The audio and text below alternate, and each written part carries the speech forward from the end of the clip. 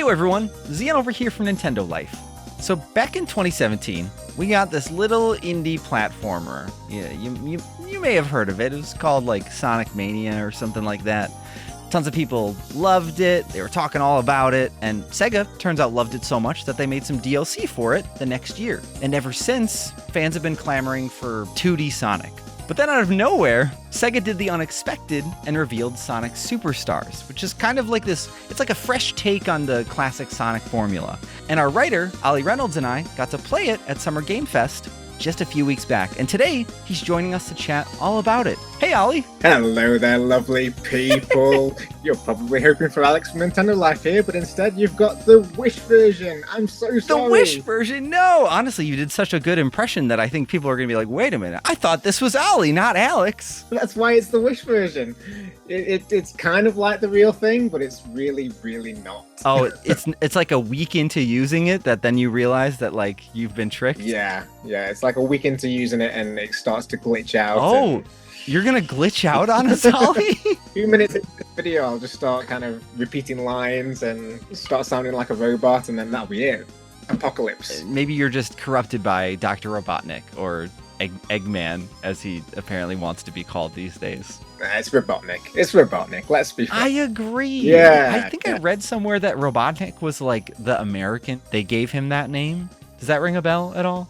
Do you know what? I can't remember exactly what's going on with it now. But I remember someone telling me like, no, it is Eggman. I was like, what do you mean? No, it's not. It's Robotnik. Thank you. Do you know what? We should have asked Izuka when we saw him. Oh my gosh, you're right. Ollie, Yeah. we have those pictures. We could show those right here. Hell yeah. That's a perfect transition to say, yes, we did play Sonic Superstars. Do you know what? I loved it.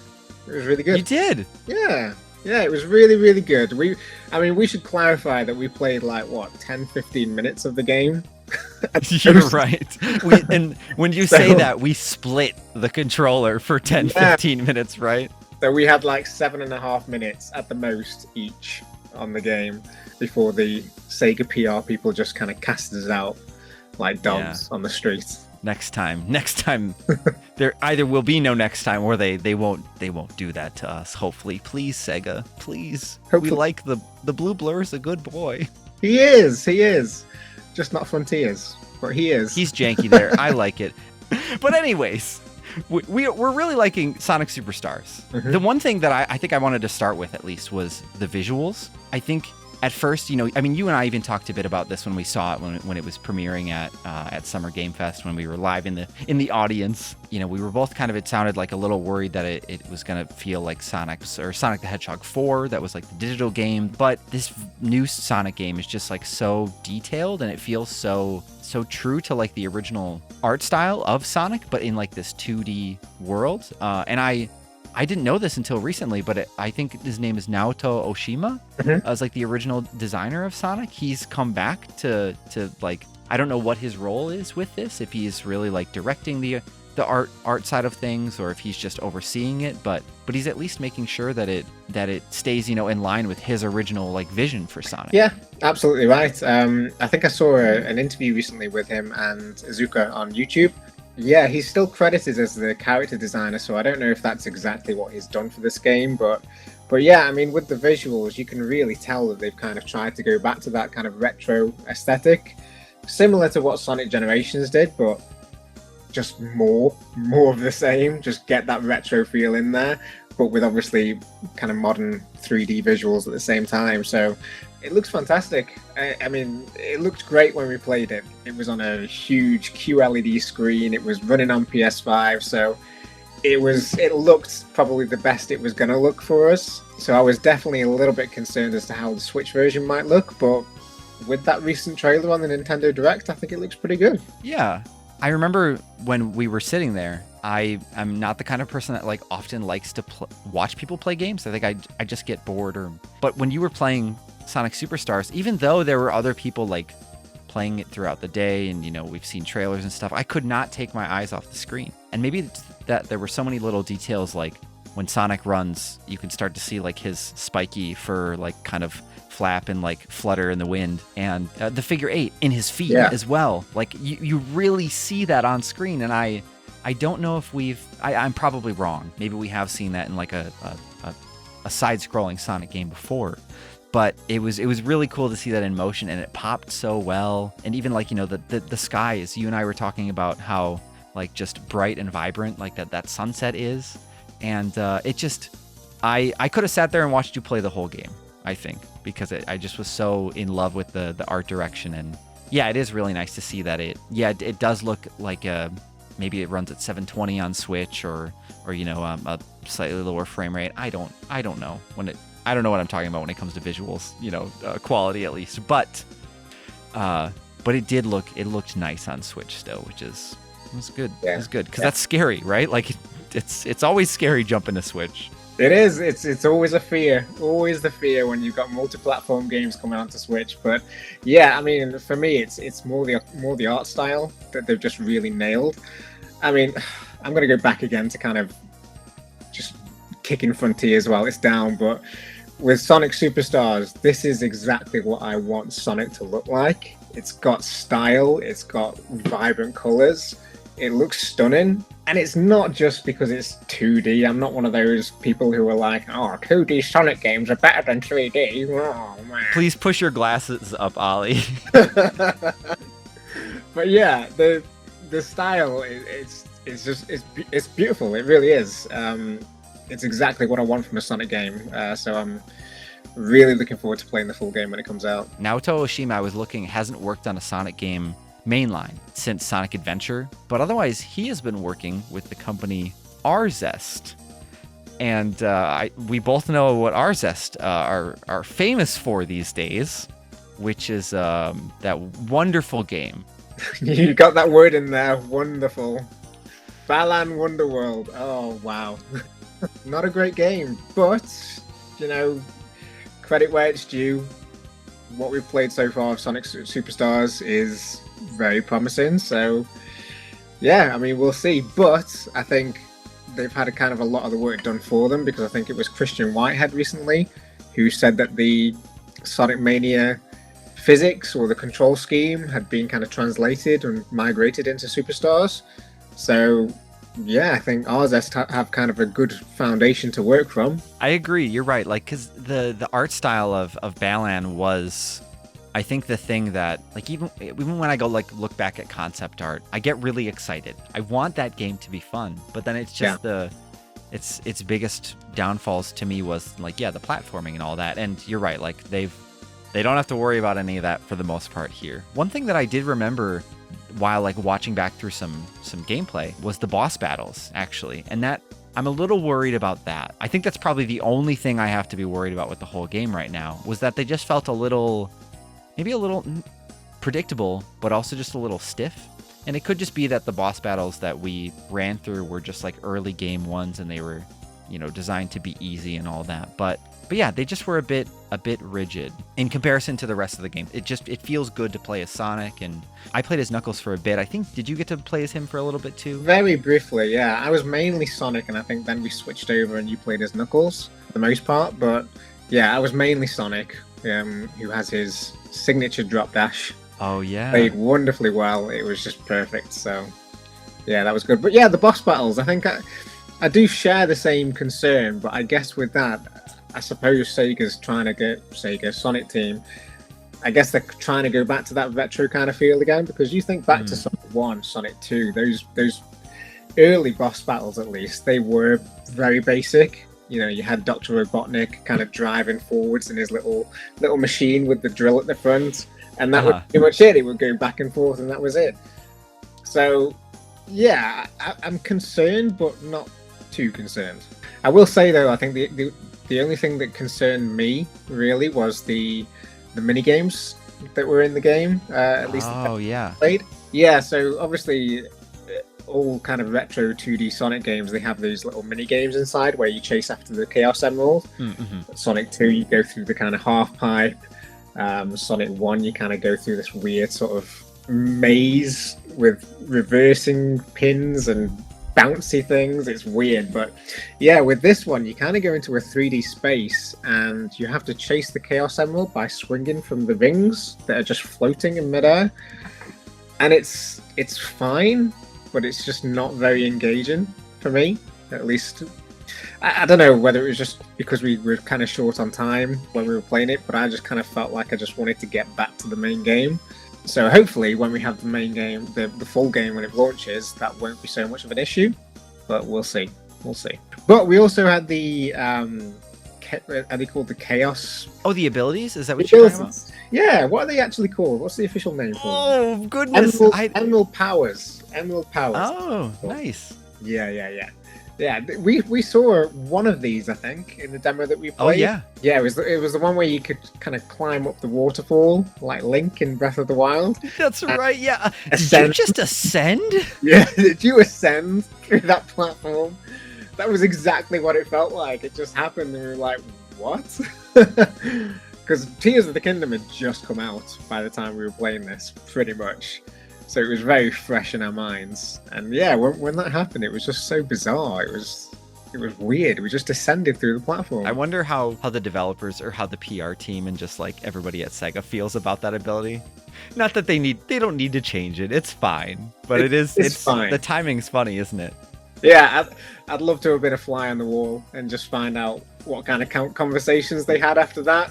There've been some there who said, guys, this is a little bit close for comfort. What do you mean? Pulls up YouTube. Like, yeah. So you mean we can't call it Ascend?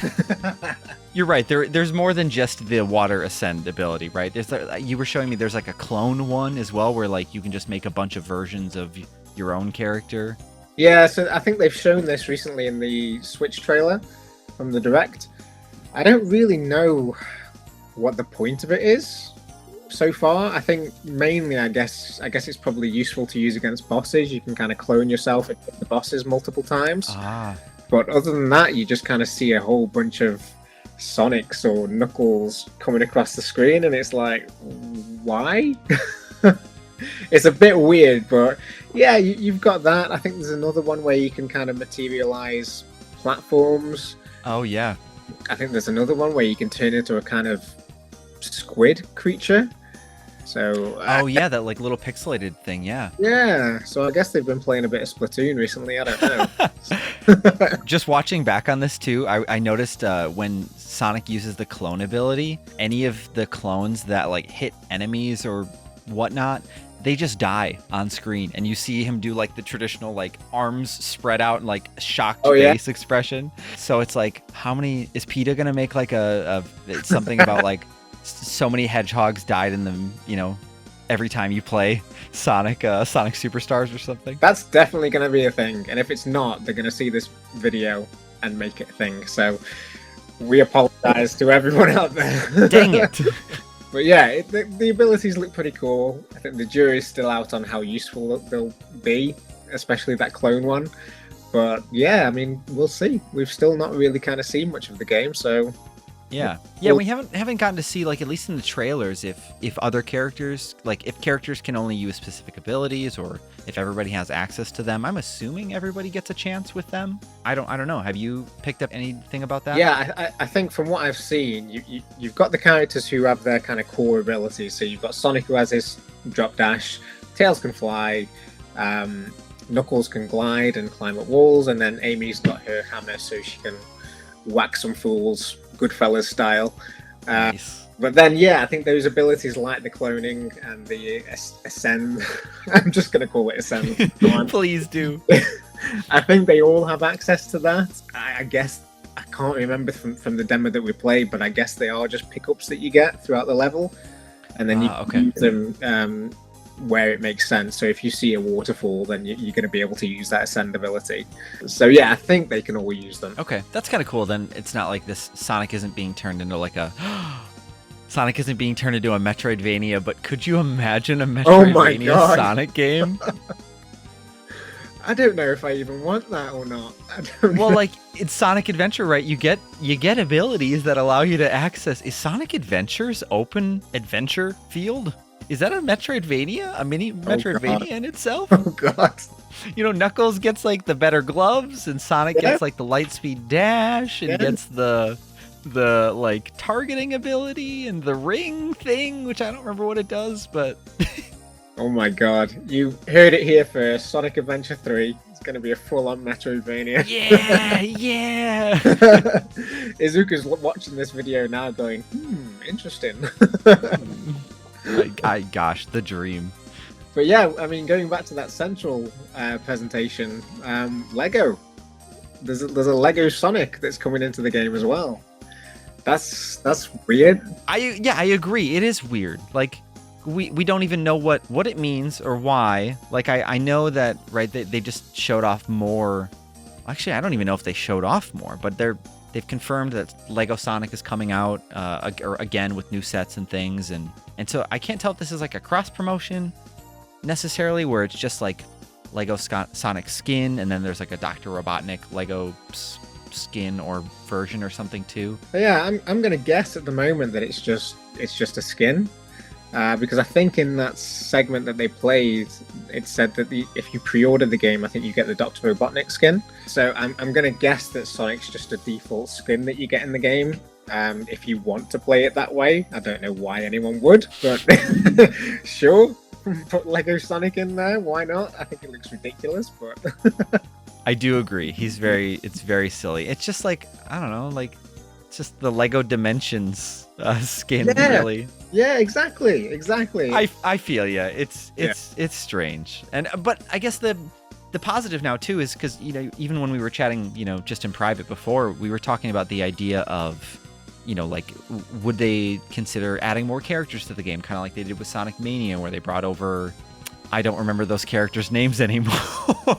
Dang it. Gosh, I can't. From the guys from Super Sonic the Hedgehog, or Sonic the Hedgehog the arcade game, I think is what they were first in. I can't even remember what they called. Gosh, I should have just kept my mouth shut and not even, because now I've opened up a wormhole and we're both stuck. Oh, here we go. Okay, Mighty the Armadillo and Ray the Flying Squirrel. Thank you for saving us. Even though someone in the comments is gonna be like, guys, how could you forget them? But hopefully, right, this means that, you know, it's nice to see that we're getting these skins, right? So maybe we'll get some other fun, even just standard artwork of the characters, like done by like Naoto Oshima or something like that, of you know, like just 2D art in this kind of 3D world. Maybe that would be cool to see. And I just, I like that they're doing that, because now that I think about it, even Amy. But if you sign up for the Sonic Superstars newsletter, you can get DLC for Amy's Sonic Adventure outfit in game, and that blew my mind. I signed up for that thing definitely only once, with only one of my emails. Definitely Sega. Don't worry, I was very good, and only select one version, because when you sign up, you have to pick which console you want the code for. But then they'll email you the code. So yeah, of course I only picked the Switch code. Of course. But I do like the potential, right? Yeah, I think the potential's there with them adding these skins for the Lego characters and the additional one for Amy. The potential's there, even if they don't play any different. Let's get Shadow in there, who's basically, you know, a clone of Sonic. Let's get Rouge the Bat in there. Why not? Yeah. Let's get these characters in there. I think, you know, the potential's there. And they've got, what have they got? They've got, who's that character called? Fang the Sniper. They've just brought back Fang the Sniper. With that being said, right, there's a lot to be excited about with this game. There, you know, we don't know what all of the other regions are going to look like, and how long the game is, and I forget as well, we didn't get to play the game multiplayer. We just only played single player. But yeah, I want to know kind of what that looks like as well, like in a multiplayer setting. Is it going to, like you were mentioning, it could just be split screen, which would make a lot of sense for when you're playing on one system. I do fear that because they haven't shown split screen yet in any of the trailers, that it's not going to be split screen. I think it's probably just going to be the single screen, and if people go off the screen, it's kind of like, well, tough. Bye. But the game looks fun. It looks fun. It looks really good. It was fun from what we played, so I'm really hoping that the final product can kind of live up to that short demo that we managed to get our hands on. But yeah, I'm feeling positive. I think after Frontiers, I wasn't feeling particularly positive about Sonic anymore, but now I am, which is good. It's good to feel this way again. So yeah, I'm looking forward to it. Good. Me too, man. Me Good. too. But of course, let us know in the comments down below what you're thinking about Sonic Superstars so far. Do you like this new 3D direction where they kind of tie it back to the original games? Would you prefer something with more of a Sonic Mania styling? Let us know what you think about it and what you want out of Sonic Superstars. Ollie, thanks for having this chat with me. Oh, you're welcome. And I didn't glitch out either. I'm still here. Yeah, you're right. I'm not the Wish version. I'm like the Amazon Marketplace version now. I've upgraded. I was worried that you were going to like turn into Dr. Robotnik in the end there or something and start rapping, you know, like dropping some sick bars on us or something. But We survived. We survived. Thank you all so much for watching. Stay safe out there, and we will see you all next time. Bye-bye. Alright.